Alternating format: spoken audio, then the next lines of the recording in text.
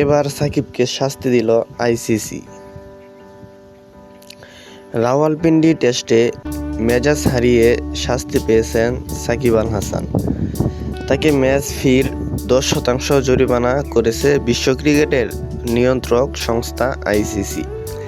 আইসিসির ওয়েবসাইটে প্রকাশিত এক বিবৃতিতে জানানো হয়, ICC code of conductor level 1 লঙ্ঘনের দায়ে সাকিবকে ম্যাচ ফির 10% জরিমানা করা হয়েছে। তার নামের সঙ্গে যুক্ত হয়েছে এক ডিমেরিট পয়েন্ট।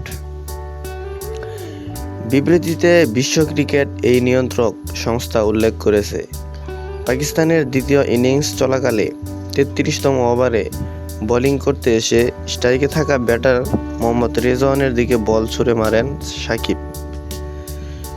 সেজন্যই তার বিরুদ্ধে এই শাস্তিমূলক পদক্ষেপ নেওয়া হয়েছে। সাকিব বোলিংয়ে রান আপ শুরুর পর স্ট্রাইকে থাকা রেজওয়ান সরে যান। এ সময় সাকিব কিছুটা ক্ষিপ্ত হয়ে বল রেজওয়ানের মাথার উপর দিয়ে উইকেটরক্ষক লিটনের দিকে ছুঁড়ে মারেন। এই ঘটনা একটি ভিডিও সামাজিক মাধ্যমে পোস্ট করে পাকিস্তান ক্রিকেট বোর্ড পিসিবি লিখেছিল, অস্বাভাবিক ঘটনা। এই বিষয় নিয়ে অবশ্য বাংলাদেশ দলের কেউ মুখ খোলেননি। উল্লেখ্য, রাওয়ালপিন্ডি টেস্টে পাকিস্তানকে 10 উইকেটে হারিয়ে দ্বিতীয় ম্যাচ সিরিজে 1-0 এগিয়ে গেছে বাংলাদেশ।